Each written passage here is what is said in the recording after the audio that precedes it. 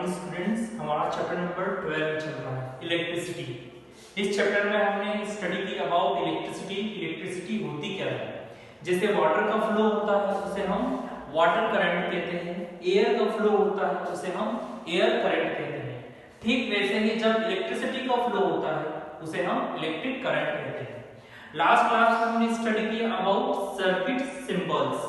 हमने देखा कि सर्किट में एक इलेक्ट्रिक सर्किट यदि हम बनाते हैं तो उसमें ऐसी कौन कौन सी चीजें हम यूज करते हैं। हमने देखा कि हम हमारे सर्किट में बैटरी का यूज करते हैं, इलेक्ट्रिक सेल का यूज करते हैं, साथ में अमीटर, वोल्ट मीटर और कुंजी का हम यूज करते हैं जो ओपन या क्लोज्ड रहती है। अब इन सारी चीजों को जब हम प्रैक्टिकली परफॉर्म करते हैं उसके बाद जब हमें इसके आधार पर हमारी रिपोर्ट तैयार करनी होती है तो वहां पर हम इन चीजों को कैसे रिप्रेजेंट करें, इसलिए हमने वहां पर कुछ सिंबल्स का यूज किया था। उन सिंबल्स की हेल्प के यूज से हम क्या कर रहे थे, हमारे इलेक्ट्रिक सर्किट को रिप्रेजेंट कर रहे थे। आज हम स्टडी करेंगे about Ohm's law. Ohm's law एक जर्मन साइंटिस्ट थे जिनका सरनेम ओम्स था।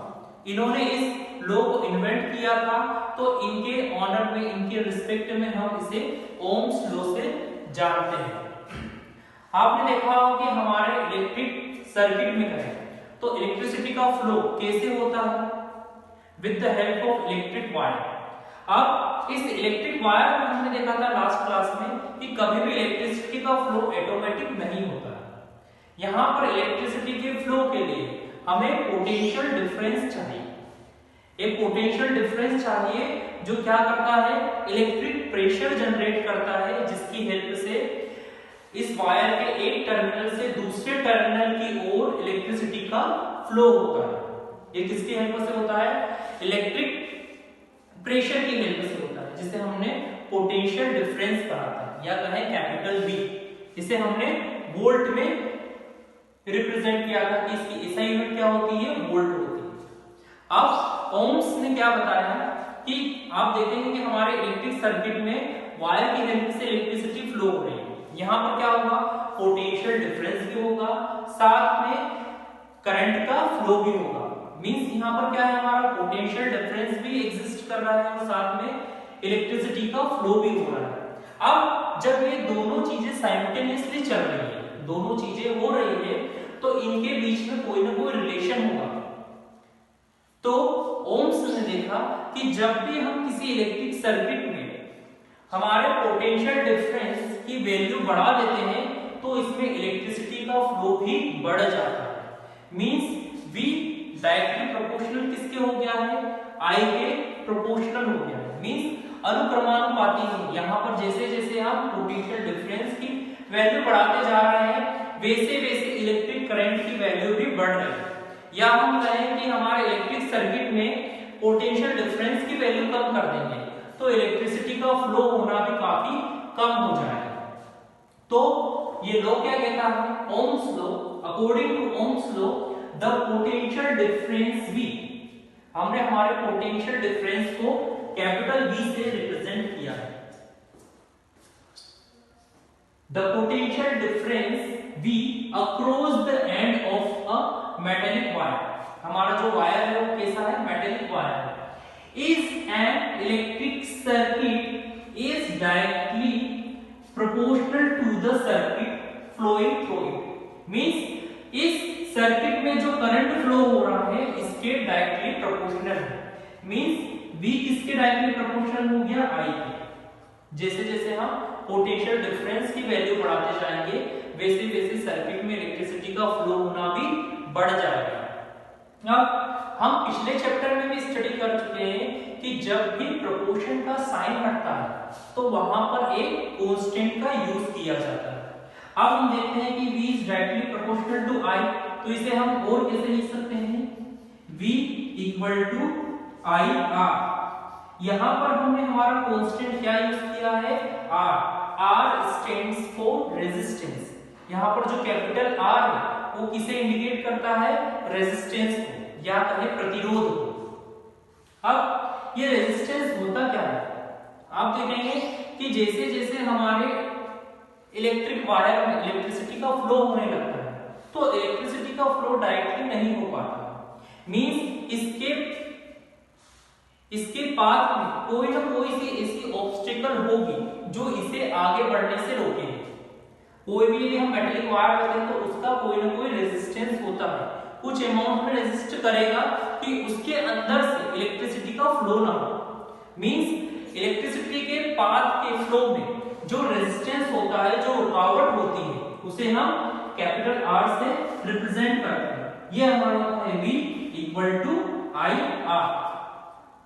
अब यहां हम इसे ऐसे लिख सकते हैं V upon I equal to constant. ये हमारा कांस्टेंट की क्या है, कैपिटल R। और इसे हम कैसे लिख सकते हैं, V upon I equal to R और V equal to I R। इसके लिए जनरली जब भी ओम्स लॉ की बात होती है तो हम वहां पर V equal to I R कहते हैं। मींस यहां पर जो हमारा वोल्टेज है या फिर हमारा जो पोटेंशियल डिफरेंस है, यही किसके डायरेक्टली प्रोपोर्शनल है, हमारे इलेक्ट्रिक करंट के फ्लो के डायरेक्टली प्रोपोर्शनल हो रहा है। अब हम देखें यदि हम मैथमेटिकली ग्राफ बनाना चाहते हैं कि पोटेंशियल डिफरेंस और I के बीच में ग्राफ कैसा बनेगा। यहां पर हमने हमारी वर्टिकल डायरेक्शन ली है जिसे हम y एक्सिस इंडिकेट करते हैं, और एक हॉरिजॉन्टल डायरेक्शन है जिसे हम x एक्सिस से इंडिकेट करते हैं। ये हमारी वर्टिकल डायरेक्शन y एक्सिस हुआ है और हॉरिजॉन्टल डायरेक्शन में x एक्सिस है, और यहां पर ये हमारा ओरिजिन है जिसे हम O से रिप्रेजेंट करते हैं। अब हम मानते हैं कि हमारे पास एक इलेक्ट्रिक वायर है जिसमें हम पोटेंशियल डिफरेंस की वैल्यू धीरे-धीरे बढ़ा रहे हैं। मींस यहां पर हमने हमारे पोटेंशियल डिफरेंस इंडिकेट किया है, तब धीरे से क्या होगा, धीरे-धीरे इलेक्ट्रिसिटी का भी फ्लो होने लगेगा। तो उस इक्वल डिस्टेंस, इक्वल अमाउंट में हमारे इलेक्ट्रिसिटी का फ्लो होगा। फिर हमने वोल्टेज डिफरेंस की वैल्यू बढ़ा दी, पोटेंशियल डिफरेंस को बढ़ा दिया, यहां पर फिर इलेक्ट्रिसिटी बढ़ने लगती है। फिर हमने यहां पर हमारे पोटेंशियल डिफरेंस की और वैल्यू ज्यादा बढ़ाई, हमारी इलेक्ट्रिसिटी की वैल्यू बढ़ गई। आप देखेंगे जितने अमाउंट में हम पोटेंशियल डिफरेंस को बढ़ाते जा रहे हैं उतने ही अमाउंट में हमारे इलेक्ट्रिसिटी की क्वांटिटी भी बढ़ रही है। अब हम इन दोनों पॉइंट को लेते हैं तो यहां पर हमें एक पॉइंट मिलता है। आप इन दोनों पॉइंट को जब मिलाएंगे तो आपको यहां पर एक पॉइंट मिलेगा। फिर इसे हम बढ़ाएंगे आगे x एक्सिस और y एक्सिस को, तो यहां पर हमें पॉइंट मिलते हैं। अब आप देखेंगे जो यहां पर हमें मिलने वाले पॉइंट वो क्या है, 1 by 1 मींस एक स्ट्रेट लाइन को शो कर रहा है। जब हम इन्हें मिलाते हैं तो हमें क्या मिलता है, एक स्ट्रेट पाथ मिलता है हमारे ओरिजिन से। यही हमारा क्या है, V equal to I R। Means क्या हो रहा है, जैसे जैसे हमने पोटेंशियल डिफरेंस की वैल्यू बढ़ाई थी वैसे वैसे ही इलेक्ट्रिसिटी की वैल्यू भी बढ़ रही है। तो V और I यदि हम देखें पोटेंशियल डिफरेंस और इलेक्ट्रिक करंट के बीच में यदि हम एक ग्राफ बनाते हैं तो उन दोनों के बीच का जो ग्राफ है वो एक स्ट्रेट लाइन को शो करता है। मींस यहां पर हमारा पोटेंशियल डिफरेंस डायरेक्टली प्रोपोर्शनल है हमारे इलेक्ट्रिक करंट के। तो ये होता है हमारा ओम्स लॉ। अब हम देखते हैं यूनिट कि ओम्स लॉ के अकॉर्डिंग रेजिस्टेंस की यूनिट क्या होगी। तो यहां पर आप देखें R इक्वल टू किसके लिए, V अपॉन I। पहला हमारा पोटेंशियल डिफरेंस है। पोटेंशियल डिफरेंस की यूनिट होती है वोल्ट, तो हम देखेंगे 1 वोल्ट लिया हमने यहां पर, और इलेक्ट्रिसिटी की यूनिट होती है एम्पियर, तो इसे हम 1 एम्पियर लेते हैं।